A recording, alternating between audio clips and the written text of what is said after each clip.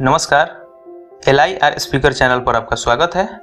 मैं हूं आपका LI, आपका मित्र आर स्पीकर। मैं हाजिर हूं आपके लिए इस हिंदी बुक समरी लिखनी है नई कहानी को लेकर, जिसे लिखा है आचार्य प्रशांत ने। तो हम जानेंगे इसके अगले अध्याय के बारे में, जो है दुनिया मेरे विरुद्ध क्यों खड़ी है। यह टॉपिक, यह अध्याय हमारे दैनिक जीवन से जुड़ा हुआ है। तो हम हल करेंगे इसमें अपने जीवन की समस्या को, क्योंकि अच्छे लोगों के विरुद्ध तो दुनिया खड़ी होती ही है। तो इससे पहले शुरू करें, अगर आपके पास हेडफोन या ब्लूटूथ डिवाइस है तो आप उसका यूज कर सकते हैं। तो चलिए शुरू करते हैं। प्रश्नकर्ता बोलते हैं, आचार्य जी, समाज से दूर होने को, समाज से अलग होने को एक बड़ी बीमारी का नाम क्यों दे दिया गया है? अगर मैं अपने रास्ते चलना चाहता हूँ, अपने अनुसार जीना चाहता हूँ, तो दुनिया मेरे दुश्मन क्यों बनी बैठी है? उनको समस्या क्या है? मैं अपनी जीवन जीना चाहता हूँ, अपने कदमों पर चल रहा हूँ, अपनी राह बना रहा हूँ, दुनिया का क्या ले रहा हूँ? आचार्य प्रशांत बोलते हैं, सवाल बड़ा जायज है कि मैं तुम्हें नुकसान नहीं पहुँचा रहा, मैं तुम्हारा चोरी नहीं कर रहा, मैं अपना जीवन जी रहा हूँ, मुझे जीने दो, मैं तुम्हारे घर में नहीं घुस रहा, तुमसे छेड़खानी नहीं कर रहा, दखलंदाजी नहीं कर रहा, मुझे मेरे अनुसार जीने दो। आचार्य जी बोलते हैं, पर ऐसा होता नहीं है। तुम पाते हो कि जब भी कोई इतना चैतन्य हो जाता है कि उसका जीवन बस उसी के समझ के अनुसार चलता है, तो उसके तमाम दुश्मन खड़े हो जाते हैं। इस बात को समझना होगा कि दुश्मन क्यों खड़े हो जाते हैं। ये दुश्मन खड़े हो जाते हैं क्योंकि एक डरा हुआ आदमी भीड़ में ही सुरक्षा पाता है, और अगर वो उस भीड़ की तादाद कम होते देखेगा तो उसका डर बढ़ जाएगा। जिस आदमी को अपना पता नहीं होता, वो चाहता है कि भीड़ में चले। भीड़ में चलकर उसको ऐसा एहसास होता है कि वो ठीक है, कि सब कर रहे हैं तो ठीक ही होगा, सबके साथ जा रहा हूँ तो सुरक्षित हूँ। ऐसे में इस भीड़ की नज़र किसी ऐसे व्यक्ति पर अगर पड़ जाए जो अपनी राह अकेले चल रहा है, मस्त होकर एक धुन में गुनगुनाता हुआ जा रहा है, बेखौफ होकर, किसी का डर नहीं, दाएं बाएं नहीं देख रहा, अपने में मगन है, तो इस भीड़ का पसीना छूट जाता है। ये लाखों लोगों की भीड़ उस एक आदमी से बुरी तरह से डर जाती है, क्योंकि उस एक आदमी का होना ये सिद्ध कर देता है कि भीड़ झूठी है। उस एक आदमी का होना ये प्रमाण होता है कि वैसे जिया जा सकता था, तो तुम ऐसे क्यों जी रहे हो? उस एक आदमी का अस्तित्व पूरी भीड़ के मुंह पर एक तमाचा होता है, तो भीड़ बुरे तरीके से बौखला जाती है और उसकी जान लेकर छोड़ती है। आचार्य जी बताते हैं कि इतिहास गवाह है कि ऐसे लोगों को भीड़ ने बख्शा नहीं है जो अपनी मौज में जीते थे। उनको या तो सूली दे दी गई, जहर पिला दिया गया, मार डाला, या समाज से बहिष्कृत कर दिया गया। वो एक आदमी भीड़ के लिए उतना ही खतरनाक होता है जितना कि रोशनी की एक किरण अंधेरे के लिए। रोशनी की एक किरण ये सिद्ध कर जाती है कि अंधेरा झूठा है। एक किरण भी उसको मिटा सकती है। तुमने देखा नहीं है कि लोग भीड़ में सुरक्षा पाते हैं? क्या तुम पूछ रहे हो अपने आप से, कभी पूछे हो कि दिवाली आ रही है, ट्रेन में जाओगे तो जगह मिलनी क्यों मुश्किल हो जाएगी? तुम पूछो अपने आप से कि एक ही दिन में सबको आनंद कैसे दे सकता है, और क्या ये वास्तव में समझते हैं कि इसमें आनंद कहाँ है, उत्सव क्या है? तुम पूछो अपने आप से कि दुनिया के जितने संगठित धर्म हैं, ये अपनी तादाद बढ़ाने पर इतना जोर क्यों देते हैं? लगे रहते हैं कि किसी तरह से औरों का धर्म परिवर्तन हो जाए और हमारी संख्या बढ़ जाए, क्योंकि ये डरे हुए हैं। जो आदमी झूठा होगा वो डरा होगा और लगातार अपनी तादाद बढ़ाने की कोशिश करेगा। वो चाहेगा कि मेरे जैसे और पैदा हो जाएं, होते रहें, उसके जैसे 1000 पैदा, पर उसका डर जाएगा नहीं। वो एक झूठा इलाज कर रहा है। 50 करोड़, 100 करोड़, 150 करोड़ तुम्हारे धर्म को मानने वाले हैं, पर तुम्हें और चाहिए। तुम्हारा डर जा नहीं रहा है। तुम क्या सोचते हो कि पृथ्वी की पूरी आबादी को अपने धर्म में सम्मिलित कर लो तो तुम्हारा डर चला जाएगा? डर तुम्हारा तब भी नहीं जाएगा, क्योंकि तुम्हारा धर्म तुम्हारा है ही नहीं।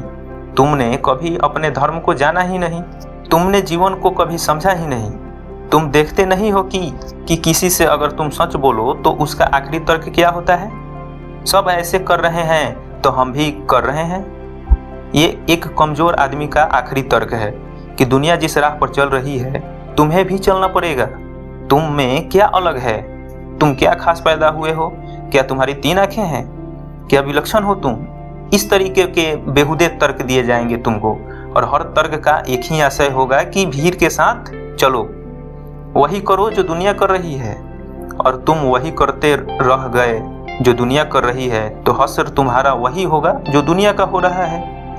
अपने आसपास दुनिया कैसी है थोड़ी इसको ध्यान से देखो, अपनी आंखें खोलकर। कभी सड़क के किनारे खड़े हो जाया करो और देखा करो कि दुनिया कैसी है। पूछो अपने आप से कि मेरा जो छोटा सा जीवन है, मैं इसको क्या ऐसे ही जीना चाहता हूँ? किसी ने कहा है कि व्यक्ति कभी कोई अपराध नहीं करता और अपराध भीड़ का किया हुआ है। और दुनिया के सबसे ज़्यादा जघन्य अपराध व्यक्तियों ने नहीं, भीड़ों ने किया है। व्यक्ति भी अपराध तब करता है जब भीड़ उसके मन में घुसकर बैठ जाती है। जो विशुद्ध मैं होता है, जो तुम्हारी निजता होती है, उसमें तुम कभी अपराध कर ही नहीं सकते। जब दंगे हो रहे होते हैं तो देखना कि एक अच्छा खासा भला आदमी जब भीड़ में आता है तो दंगाई बन जाता है। वो अपने पड़ोसी का घर जला देगा, वो किसी को छुरा घोंप देगा। ये काम ये आदमी कभी व्यक्ति की तरह नहीं कर पाता, ये काम उससे भीड़ ने करवा दिया। जानते हो अपराधी कौन है? जिसका मन अस्वस्थ है। और अस्वस्थ शब्द को जरा समझो। स्वस्थ का मतलब अस्थ, अस्थ मतलब स्थित होना। जो अपने में स्थित है वही स्वस्थ है। बीमार वही है जो अपने से बाहर हो गया है, भीड़ का गुलाम हो गया है। जिसका स्व मतलब स्वयं खो गया है, उसका स्वास्थ्य खो गया है। और स्व खोने का लक्षण ही है कि तुम अपने आप को भीड़ का हिस्सा मानना शुरू कर दोगे। आचार्य जी बताते हैं कि मुझे बड़ा अफसोस होता है, मैं ताज्जुब में पड़ जाता हूँ जब देखता हूँ कि तुम सवाल पूछते हो तो स्वयं को संबोधित करते हो जैसे हम से। मैं पूछता हूँ कि तुम मैं क्यों नहीं बोल सकते? तुम मैं की भाषा में बात क्यों नहीं कर सकते? हम में तुम्हें सुरक्षा मिलती है। हम में तुम्हें लगता है कि मैं प्रतिनिधि हूँ भीड़ का, मैं अपनी बात थोड़े ही कर रहा हूँ, मैं तो 100 लोगों की और बात कर रहा हूँ। इससे तुम्हें बड़ी ताकत मिलती है। इससे तुम्हें लगता है कि मेरे पीछे कोई खड़ा है, संभाल लेगा, पूरी एक भीड़ है समर्थन में। हम नहीं, मैं, अपनी बात करो। तुम कहाँ हो? और देखो हम कैसी भीड़ों में पड़े हुए हैं। जहाँ कहीं भी तुम्हारे ऊपर दूसरों का प्रभाव हो, वहाँ समझ लेना कि भीड़ में जी रहे हो। वो प्रभाव किसी का भी हो सकता है, दूसरे व्यक्ति का प्रभाव। भीड़ के लिए 5000 लोग नहीं चाहिए, सिर्फ एक व्यक्ति जो तुम्हारे मन पर हावी होकर बैठा है वही भीड़ है। वो परिवार हो सकता है, वो समाज हो सकता है, वो मीडिया हो सकता है, वो कोई नेता हो सकता है, या कोई धर्म ग्रंथ हो सकता है, कोई विचार हो सकता है, कोई आदर्श हो सकता है। जहाँ कहीं भी कोई दूसरा है वही भीड़ है। जो अपने में रह सके वही भीड़ से बचा हुआ है। और अपने में रहने की कीमत तो थोड़ी चुकानी पड़ती है। भीड़ तो तुम्हारा दुश्मन होकर रहेगी। तो भीड़ जब तुम्हारी दुश्मन हो तो बौखला मत जाना। न ये समझ लेना कि मैंने कुछ गलत किया होगा इसलिए इतने लोग मेरे दुश्मन हो गए हैं। अगर बहुत लोग तुम्हारे दुश्मन हो गए हैं तो समझ लेना कि कुछ अच्छा ही किया होगा। अगर पाओ कि दुनिया तुम्हारे विरोध में खड़ी है तो समझ जाना कि ठीक हो। एक वक्ता था, आचार्य जी बताते हैं कि एक वक्ता था, वो जब बोलने जाता और उसके सामने की भीड़ तालियां बजा देती तो उसे बड़ा अफसोस होता। वह कहता आज जरूर कुछ गलत बोल दिया है, नहीं तो इतने को समझ में कैसे आ गया। जहाँ कहीं भी भीड़ को अपने साथ पाओ समझ लेना कि कुछ चूक हो रही है। और जहाँ भी भीड़ तुम्हारे विरुद्ध खड़ी है वहाँ समझ लेना कुछ अच्छा ही घट रहा होगा। नहीं तो इतने सारे नहीं होते। इतने सारे मूर्ख मेरे विरुद्ध हैं तो निश्चित ही मैं कुछ ठीक कर रहा हूँ। ये कीमत चुकाओ, डर मत जाना और हिंसक मत हो जाना। उस भीड़ से दुश्मनी करने की कोई ज़रूरत नहीं है।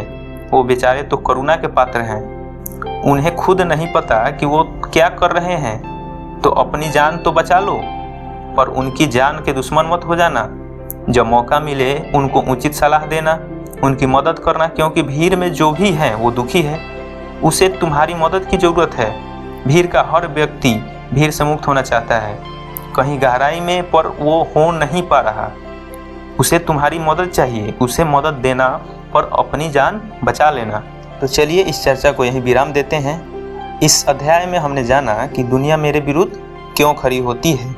और ये बुक समरी अगर आपको अच्छी लगी, यह अध्याय आपको अच्छी लगी, तो आप अपना कर्तव्य निभाएं, औरों तक पहुंचाएं। मैं फिर हाजिर होऊंगा एक अगले अध्याय के साथ। तब तक के लिए धन्यवाद।